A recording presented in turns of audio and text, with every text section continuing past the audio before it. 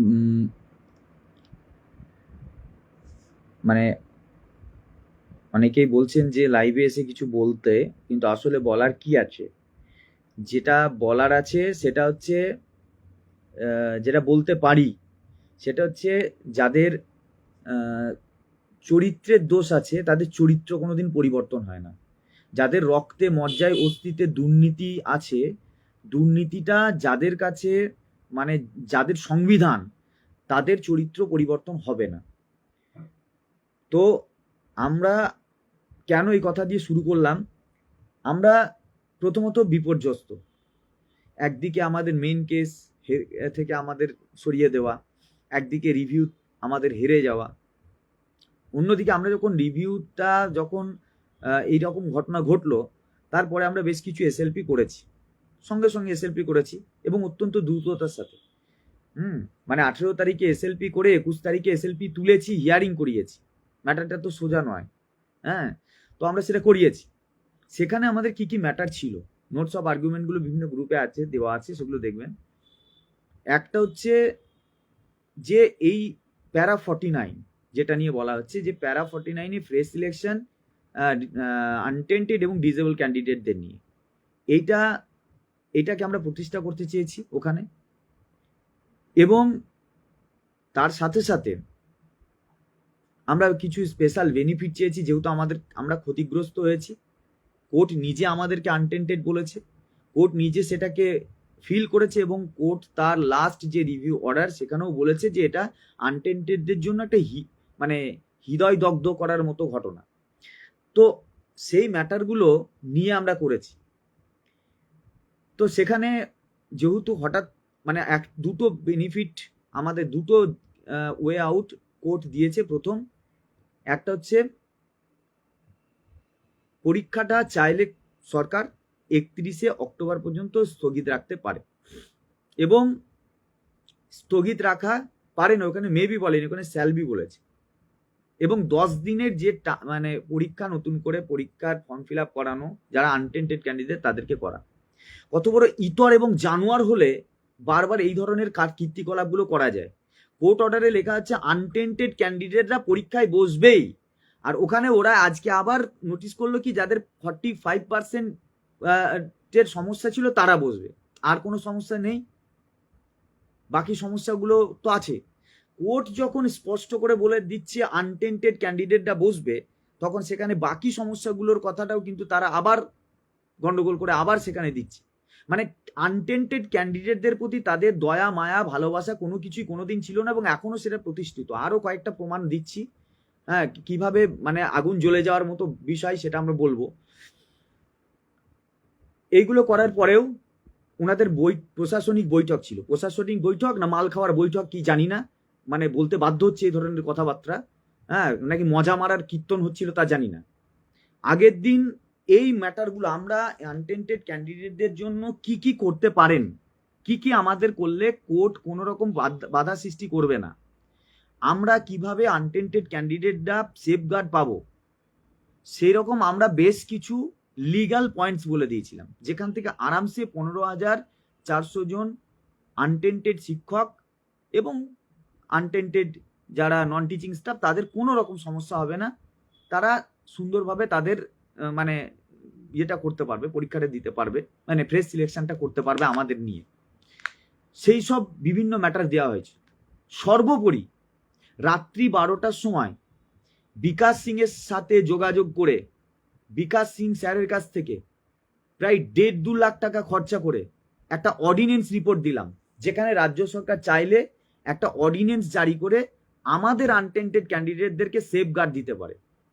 সেইটা পর্যন্ত ওই রাত্রে ঝাড় খেয়ে গাল খেয়ে 12টার সময় লয়ারকে ফোন করা মানে গাল দেওয়ার ব্যাপার। সেই জিনিসগুলো করে সেই অর্ডিনেন্স রিপোর্টটা পর্যন্ত আমরা তুলে দিলাম চেয়ারম্যানের হাতে, কারণ আমাদের তো আর কোনো কথা বলার বা কোনো জায়গা নেই। ওই একটাই সবেদ্য নীলমণি আছে, নীলমণি কি কাজ করে কে জানে, জানি না সেগুলো, তো ওনার হাতে তুলে দেওয়া হয়েছিল। সেই জিনিসগুলো আমরা দিয়েছি, পয়েন্টসগুলো দিয়েছি, মানে লিগাল পয়েন্টগুলো দিয়েছি, এবং লয়ারের হাতে তৈরি যে অর্ডিনেন্স, যেটা দিয়ে রাজ্য সরকার চাইলে আমাদের বাঁচাতে পারে, সেই কি কি গ্রাউন্ডে আছে অত্যন্ত সুন্দর করে তিনি খেটে সেটা লিখে আমাদের দিলেন, আমরা ওটা পৌঁছে দিলাম। জানি না এই ম্যাটারগুলো ওখানে আলোচনা হয়েছে কিনা। এক তো গেজেট তৈরি হওয়ার আগে থেকে যদি আমাদের সঙ্গে কোনো রকম যোগাযোগ, যে জন্য আমরা বিকাশ ভবনের সামনে বসেছিলাম যে আমাদের সঙ্গে বসুন, গেজেট পাবলিশ করবেন, নোটিশ পাবলিশ করবেন, আমাদের সঙ্গে বসুন, একবারও ওরা বসার প্রয়োজন মনে করলো না। এবং এখনো পর্যন্ত তাদের যে চরিত্র সেটার পরিবর্তন হচ্ছে না। এখনো আমরা আমাদের বাঁচার রাস্তাগুলো আমরা খুঁজে খুঁজে বের করছি, ওদের তো খোঁজার প্রয়োজন নেই, আমরা খুঁজে খুঁজে বের করছি। তো এত নক্কারজনক এরা, এত নিকৃষ্ট রকমের সরকার এবং এদের সংস্থাগুলো, যে এরা এই বিষয়গুলোকে মানতেই চাইছে না এবং অ্যাকসেপ্টই করছে না। এত ভালো ভালো গ্রাউন্ড আছে আমাদের বাঁচানোর জন্য। তো এরা এখনো পর্যন্ত কোনো ফেস সিলেকশনের নিজেরা ক্লারিফিকেশন নিচ্ছে না। আমরা যাচ্ছি, সামনের সপ্তাহে আবার আমাদের এসএলপি উঠছে, বেশ কিছু ম্যাটার আছে, যে ম্যাটারগুলো নিয়ে আমরা আবার যাব সুপ্রিম কোর্টে এবং আমরা এই বিষয়গুলোকে ক্লারিফিকেশন নেব। শুধু একটা কথাই বলছি, শেষ পর্যন্ত তো আমরা দেখবই, রিভিউ থেকে কিউরেটিভ সব জায়গায় দেখব, কিন্তু এই যাদের ক্ষতি হলো তারা যদি শেষ পর্যন্ত চাকরিতে বহাল থাকতে না পারে, এখন আবার নতুন গল্প শুরু হয়েছে, যারা যারা আন্দোলনে বেশি বাড়াবাড়ি করেছে তারা কি করে চাকরি পায় দেখব, এইসব গল্পগুলো উঠছে এখন। ঠিক আছে, আমরাও দেখব যে এই বৈধভাবে নিযুক্ত হওয়ার পর যাদের জন্য এই চাকরিগুলো চলে গেল তাদেরকে আবার আমরা ওয়ে আউট দেখানোর পরেও আপনারা অ্যাকসেপ্ট করছেন না, তো তারপরে আমরাও দেখব, সহ্য করছি তো আমরা কোর্ট আমাদের একটা সুযোগ দিল পরীক্ষা স্থগিত রেখে বা পরীক্ষাটাকে পিছিয়ে দিতে, তারপরেও এরা অ্যাকসেপ্ট করলো না। মেন সমস্যাটা হচ্ছে এই জায়গায় দাঁড়িয়ে আছে, সরকার এসএসসি তারা চাইছে না বলে হচ্ছে না, একদম। তারা চাইলে অনেক কিছু হতো, তারা চাইলে অনেক কিছু দিতে পারে আনটেন্টেড ক্যান্ডিডেটদের জন্য, তারা করছে না এটা। এবং যেহেতু একটা পরীক্ষার জিনিস আমাদের উপর চাপিয়ে দিয়েছে, সবাই আতঙ্কে আছে, অনেকেই পড়ে দেখা যাচ্ছে চেষ্টা করছে, পড়তে চাইছে, কারণ সিচুয়েশনটা এরকম ক্রিয়েট করে দিয়েছে। তো এমন একটা জাতাকলে ফেলে দিয়েছে যে না, পরীক্ষাটা কোনোভাবেই পিছনো যাবে না, তাড়াতাড়ি মাটি দিয়ে দিতে হবে মৃতদেহটাকে। হ্যাঁ, একদমই, যারা কমেন্ট করছেন একদম সত্যি কথাই বলছেন, সেটাই করব, সেটাই করা উচিত, ওইভাবেই করতে হবে, তা নাহলে হবেও না। হ্যাঁ, তো ঠিক আছে, দেখা যাক না। এত বড় আমরা আবার সামনের সপ্তাহে যাই, সামনের সপ্তাহে আমরা কয়েকটা ক্লারিফিকেশন স্পষ্টভাবে নেব। কোর্টের যদি এরকম কোনো পজিটিভ ইঙ্গিত দেয় কোর্ট, আর এরা যদি না করে, তাহলে পারে কিন্তু কেউ বাড়িতে থাকবেন না, দয়া করে। আমরা চেষ্টা করছি কোর্টের কাছ থেকে একটা পজিটিভ ইঙ্গিত নেওয়া, প্রি সিলেকশন এবং আনটেন্টেড ডিজেবল ক্যান্ডিডেটদের কাছ থেকে। যদি ওইটা কোর্ট পজিটিভ ইঙ্গিত আমাদের দিয়ে দেয়, তাহলে দয়া করে, আর বাড়ি থেকে দেখছেন তো বাড়িতে থেকে কি অবস্থা হচ্ছে, বাড়িতে থেকে আমরা করছিটা কি, করলামটা কি, চাকরিটা যদি একেবারেই না রিটার্ন আসে কোনোভাবে, বাড়িতে থাকবেন কোন মুখে? তার চেয়ে রাস্তাতে 5টা দিন 5,000 লোক থাকতে পারবেন না? সেই জায়গাটা যেন আমাদের থাকে, কারণ আমরা অনেক কিছু দিয়েছি। আমরা বারবার বলছি, অর্ডিন্যান্সের রিপোর্ট রাত 12টার সময় উঠিয়ে দিয়েছি, সেই রিপোর্টটা নিয়ে গভর্নমেন্ট আলোচনা করছে না কেন আমরা জানি না। অনেকেই এটা বলেন যে আমরা সরকারের সাথে বিশাল আমাদের বোধহয় দহরম মহরম। আমরা আজ পর্যন্ত গভর্নমেন্ট আমাদের সঙ্গে বসেছে কবে? অনেকে আবার খুব বড় বড় করে লেখে, যারা হয়তো আমাদের প্যানেলে নয়, তারা বলে নেতাজি ইন্ডোর স্টেডিয়াম, ওখানে আলোচনা করতে যাওয়া হয়েছিল? ওখানে কিসের আলোচনা হয়েছে?